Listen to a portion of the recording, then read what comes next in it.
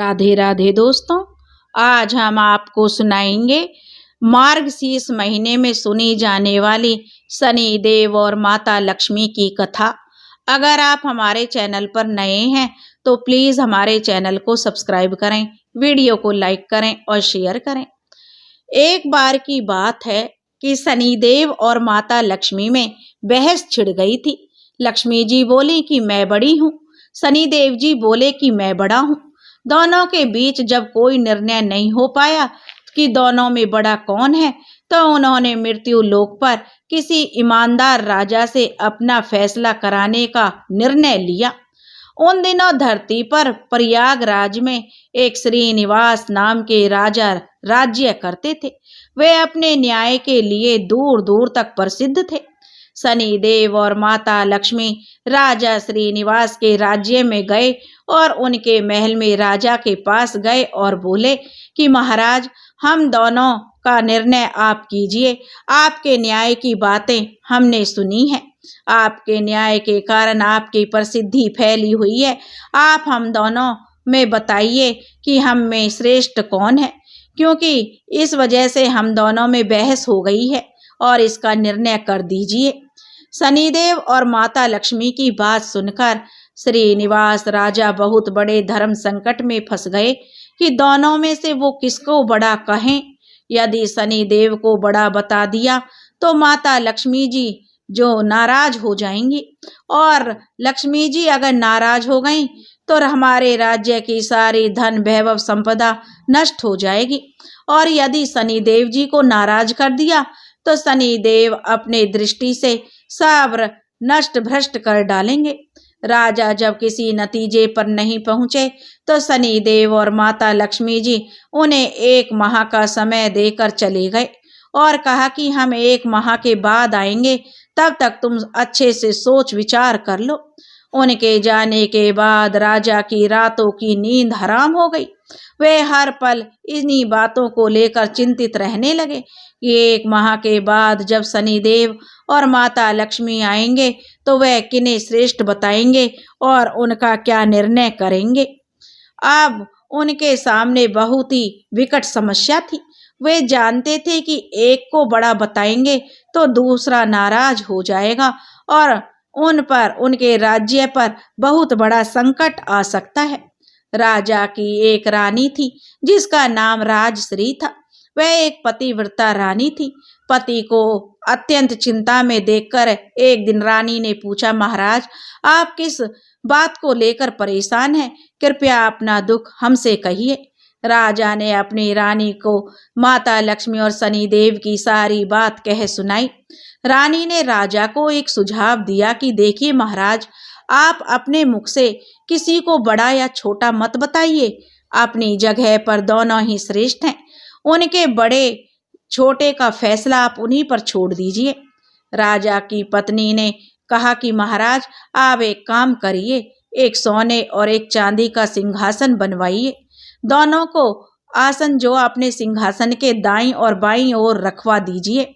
सोने का सिंहासन आप अपने सिंहासन के दाहिनी तरफ लगवाइए और चांदी का सिंहासन अपने सिंहासन के बाईं तरफ लगवाइए।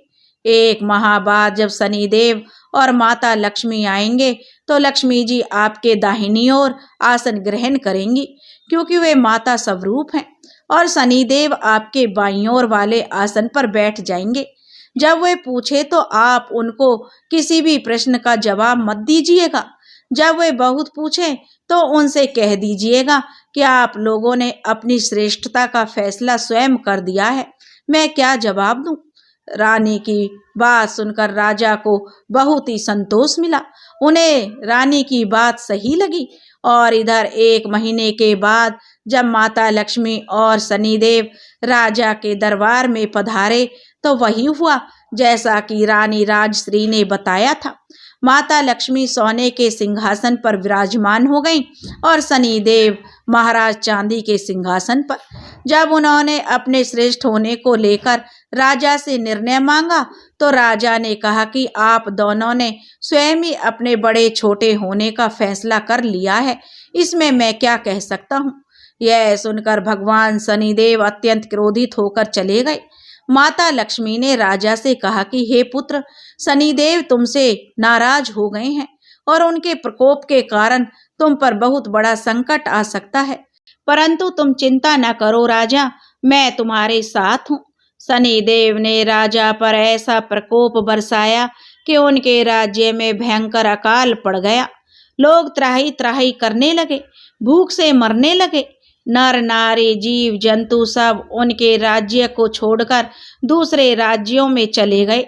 राजा को ने अपने राज्य की ऐसी दशा देखी तो उन्हें बहुत दुख हुआ।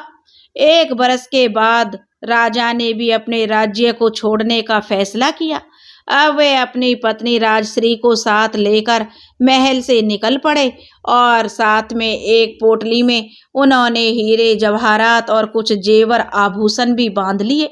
सोचा था कि जहाँ रहेंगे वहाँ विपत्ति में यह बहुत काम आएंगे, इन्हें बेचकर हम अपना गुजारा कर लेंगे। राजा रानी अपने महल से निकले ही थे कि उस इतनी भयंकर आंधी तूफान आ गया कि चारों तरफ अंधेरा ही अंधेरा छा गया। वे उस अंधेरे के कारण रास्ता भटक गए। उनकी समझ में नहीं आ रहा था कि कहाँ जाएं। तभी माता लक्ष्मी एक छोटी सी कन्या का रूप धारण करके आईं और लालटेन की सहायता से उन्हें एक नदी के किनारे पर पहुंचा देती हैं। नदी पर छोड़कर माता लक्ष्मी वहां से चली गईं। अब उनके आगे एक समस्या यह थी कि नदी को पार कैसे किया जाए। उसी समय शनिदेव एक नाविक का रूप धारण करके नाव लेकर उसी किनारे पर जा पहुंचे जहां पर राजा रानी खड़े थे। राजा ने नाविक से नदी के उस पार जाने का आग्रह किया। नाविक ने कहा कि देखो भाई, हम तुम्हें उस पार तो पहुंचा देंगे, परंतु हमारी नाव बहुत कमजोर है। इस नाव में एक बार में एक ही व्यक्ति बैठ सकता है। राजा ने कहा चलो भाई, एक एक करके ही सही हमें नाव से उस पार कर दो। आप पहले तो नाविक रानी को उस पार पहुंचाया, फिर राजा को ले गया। तीसरी बार में नाविक ने राजा की पोटली को नाव में रखा, लेकिन नाविक तो स्वयं ही शनिदेव थे, इसलिए वह धन की पोटली लेकर नदी के बीचों बीच से गायब हो गए। अब तो उनके पास जो धन था वह भी नहीं रहा और भोजन का संकट खड़ा हो गया। भगवान की इच्छा समझकर राजा रानी वहां से आगे चल दिए। चलते चलते वे एक गांव में पहुंचे। उस गांव के लोग जंगल से लकड़ी काटकर उन्हें बेचते थे। राजा भी अपनी रानी के साथ अब उसी गांव में रहने लगे थे और लकड़ी काटकर उन्हें बेचकर अपना गुजारा करने लगे। लेकिन माता लक्ष्मी की कृपा से उन्हें जंगल में चंदन का बाग मिल गया। राजा ने चंदन की लकड़ियों को बेचकर काफी पैसा कमा लिया था। अब तो उनका जीवन बड़े सुखपूर्वक बीतने लगा था। राजा और रानी को सुख चैन से देखकर शनिदेव ने एक नई चाल चल दी।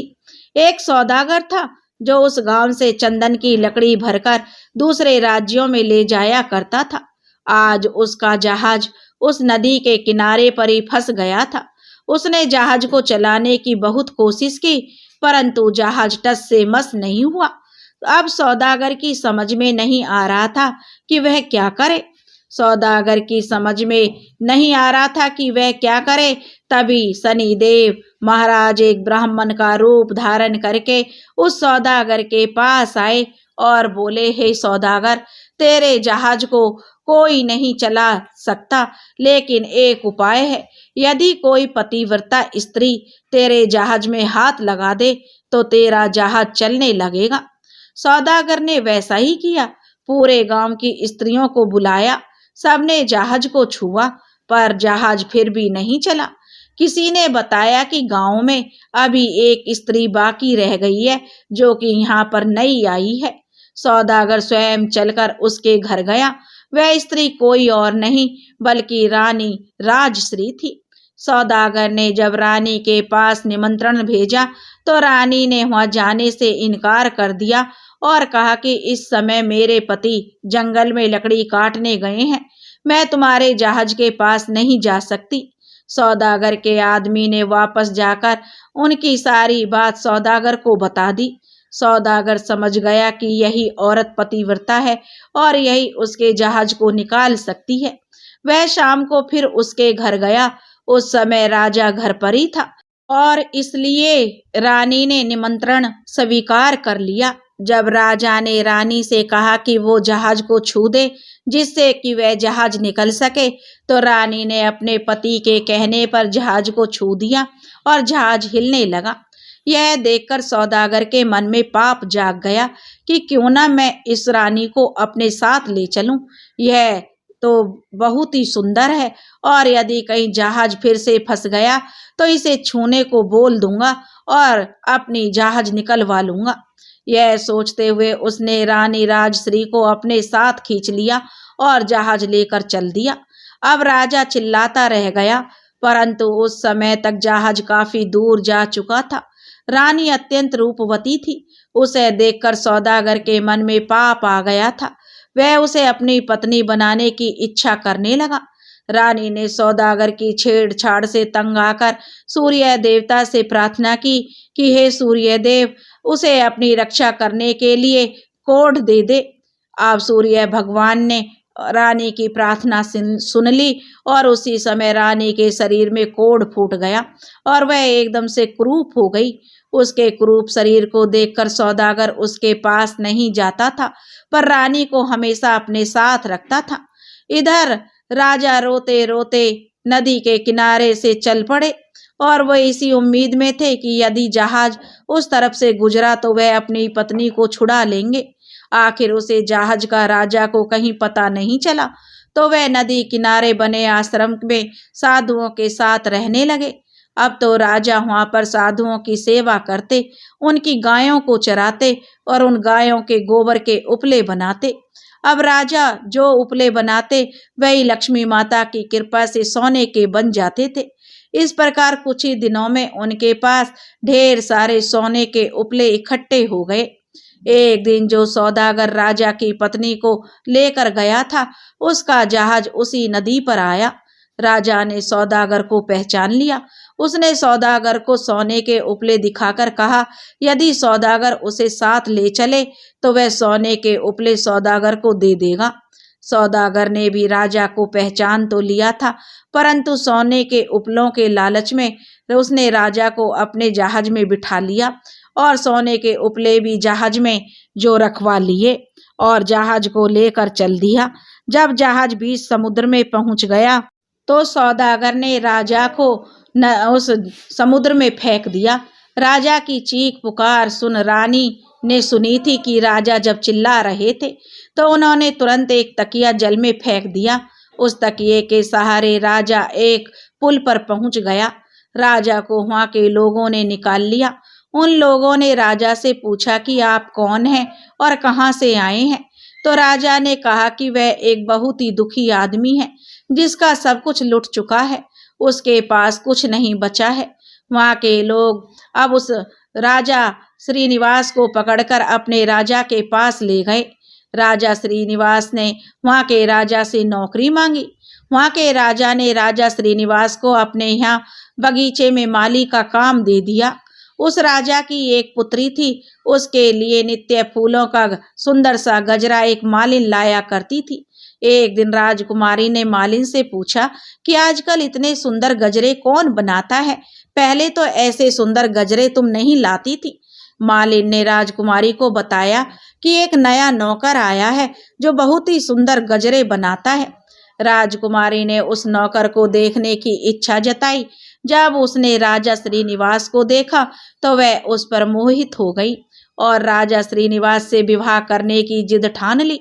राजा ने बहुत मना किया, परंतु वह राजकुमारी नहीं मानी, तो उन्होंने लाचार होकर दोनों का विवाह कर दिया और उन्हें जंगल में एक मकान दे दिया। धीरे धीरे समय बीतता चला गया। राजा श्रीनिवास ने राजकुमारी से कहा कि ऐसे बेकार बैठे रहकर मेरा मन नहीं लगता, तुम अपने पिता से कहो कि मुझे जहाजों की चुंगी का ठेका दे दे। राजकुमारी ने अपने पिता के पास यह प्रस्ताव रखा तो राजा ने कहा ठीक है। अब तो राजा श्रीनिवास अपने आने वाले जहाजों से चुंगी लेता था। इसी प्रकार धीरे धीरे जब 7 बरस बीत गए तो शनिदेव का प्रभाव खत्म होने को आया। एक दिन सौदागर का जहाज फिर से वहीं से गुजरा। तो राजा श्रीनिवास ने उस जहाज को रोककर उसे आगे जाने से रोक दिया और सौदागर को यह देखकर बड़ा क्रोध आया। वह तुरंत शिकायत लेकर राजा के पास पहुंचा। राजा ने जब श्रीनिवास से पूछा कि वह सौदागर के जहाज को क्यों नहीं जाने दे रहा है, तो श्रीनिवास ने बताया कि महाराज, इस सौदागर के पास मेरे सोने के उपले हैं, यह मेरी सोने के उपले नहीं दे रहा।